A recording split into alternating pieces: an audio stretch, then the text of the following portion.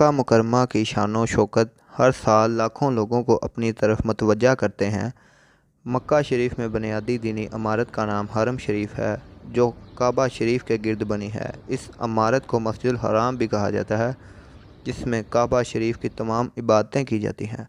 حرم شریف کی تعمیری تاریخ بہت پرانی ہے۔ اس مقدس جگہ کو قریش قبیلے کے حکمران حضرت ابراہیم علیہ السلام اور ان کے بیٹے حضرت اسماعیل علیہ السلام نے 622 عیسوی میں کعبہ شریف کے قریب کردار دیا تھا۔ حرم شریف میں ان کئی مقامات کو تشریف لانا سنت ہے، جیسے زمزم کا پانی، مقام ابراہیم، حجرہ اسماعیل وغیرہ۔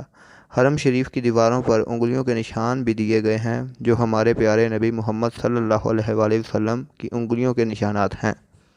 مسجد نبوی مدینہ منورہ سعودی عرب میں واقع ہے۔ یہ مسجد دنیا کی تاریخ کی اہم ترین مساجد میں سے ایک ہے۔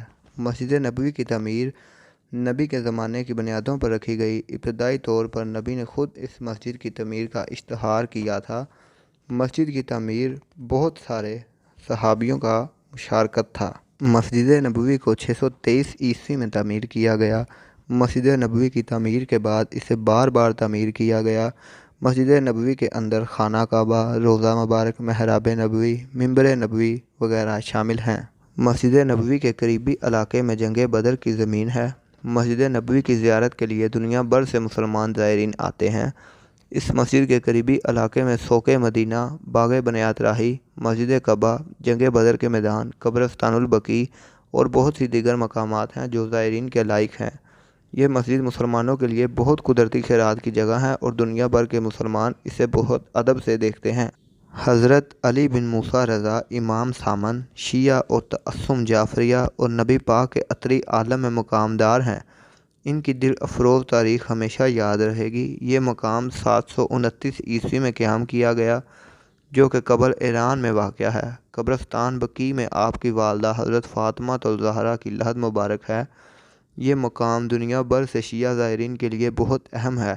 حضرت امام رضا کے مزار پر لاکھوں شیعوں کی آمد و رفت ہوتی ہے۔ ان کے لیے ایک مخصوص خدمت کی جاتی ہے، جسے نیاز کہا جاتا ہے۔ اس خدمت کے دوران زائرین خوشی کے ساتھ دعا، نفل، نیاز اور صدقے کا عمل ادا کرتے ہیں۔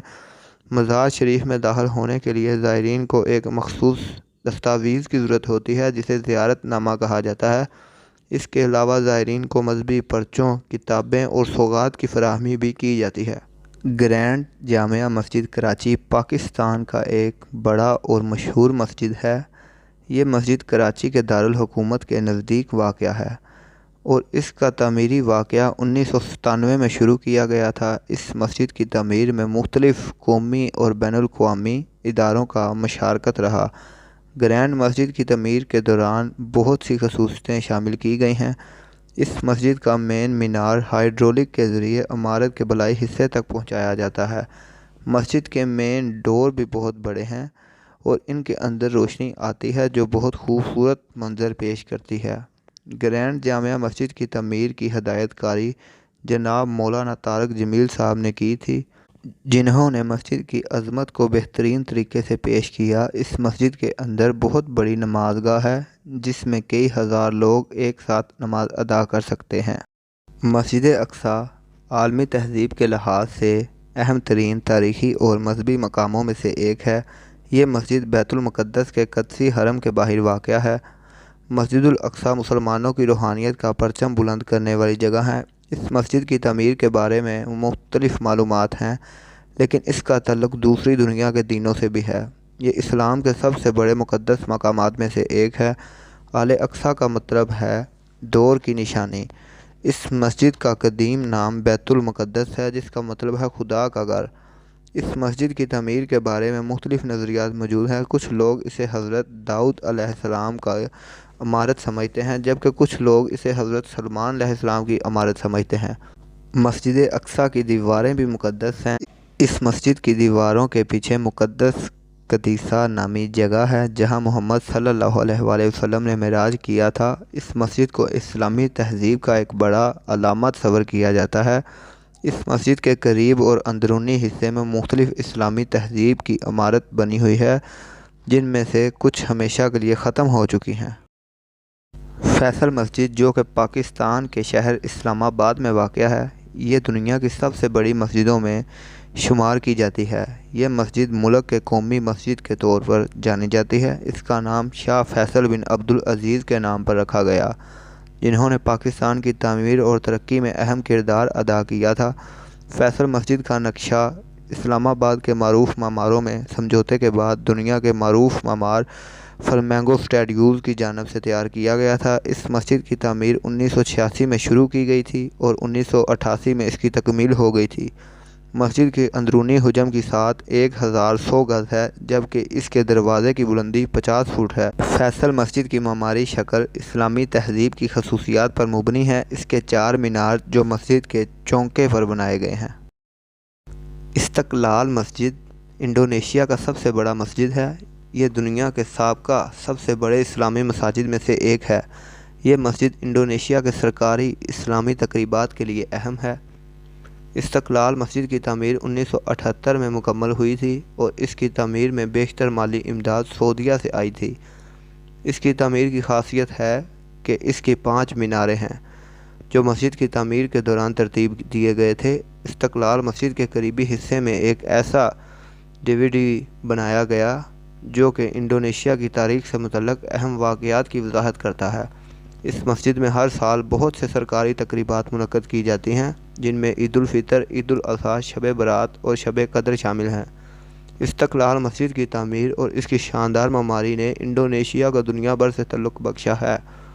اس کی دیواروں پر بندش سرکاری خوبصورت نقاشیاں اور مناظر نظر آتے ہیں، جو اس مسجد کو دنیا کے سب سے خوبصورت اسلامی مساجد میں سے ایک بناتے ہیں۔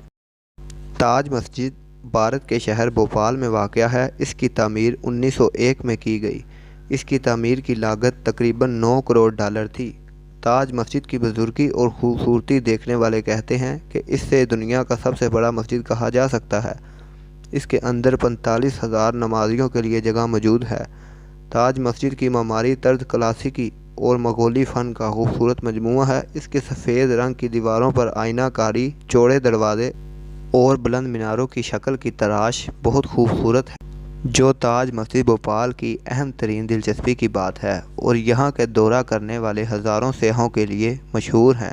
اس مسجد کا نام تاج المسجد ہے کیونکہ اس کے کباب کی شکل ایک تاج کی طرح ہے۔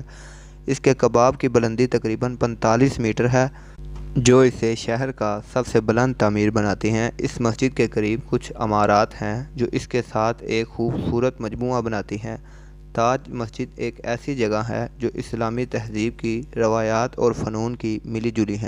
جمکران مسجد ایران کے مشہور مسجدوں میں سے ایک ہے۔ یہ مسجد ایران کے شہر قم میں واقع ہے۔ اس مسجد کا نام جمکران ایک چھوٹے گاؤں کے نام پر ہے جو اس مسجد کے قریب واقع ہے۔ اس مسجد کی تعمیر کا آغاز 984 عیسوی میں ہوا تھا۔ اس مسجد کا قبولی مرکز قم کے علاوہ دوسرے شہروں میں بھی ہے۔ اس مسجد کے بارے میں ایک مشہور روایت ہے جس کے مطابق جبرائیل علیہ السلام ایک رات اس مسجد کے اوپر آئے اور اپنے مہدی کے ظہور کے بارے میں بتایا۔ اس روایت کے باوجود یہ مسجد ایک بہت ہی خوبصورت معماری کے ساتھ بنی ہوئی ہے۔ جمکران مسجد ایرانی فرقہ شیعہ لوگوں کے لیے بہت اہم ہے۔ اس مسجد میں بہت ساری دعائیں اور عبادات کی جاتی ہیں۔ مصر کی بڑی مسجد کو جامع مسجد میں شمار کیا جاتا ہے۔ اس مسجد کی تعمیر دنیا کی تاریخ کی سب سے بڑی تعمیرات میں سے ایک ہے۔ اس کا نام محمد علی جامع مسجد ہے اور یہ مصر کے قاہرہ شہر میں واقع ہے۔ اس مسجد کی تعمیر 2006 میں شروع ہوئی اور سال 2019 میں مکمل ہوئی۔ اس کی کل لمبائی تقریباً 85 میٹر ہے اور اس کے اندر تقریباً 7 لاکھ لوگوں کی نماز پڑھنے کی صلاحیت ہے۔ اس مسجد کی عمارت 110 فٹ کی بلندی تک پہنچتی ہے اور اس کے اندر 80 فٹ کی بلندی والا دائرہ قطر ہے، جو اس کی خصوصیتوں میں سے ایک ہے۔ اس مسجد کی دیواروں اور فرش پر بہت خوبصورت کاریگری کی گئی ہے، جو مصری فن تعمیرات کی خصوصیت ہے۔ اس کی قدرتی مناظر بھی بہت خوبصورت ہیں، جنہیں دیکھ کر آپ حیران رہ جائیں گے۔ ویڈیو اچھی لگی تو ویڈیو کو لائک اور چینل کو سبسکرائب کرنا مت بھولیں۔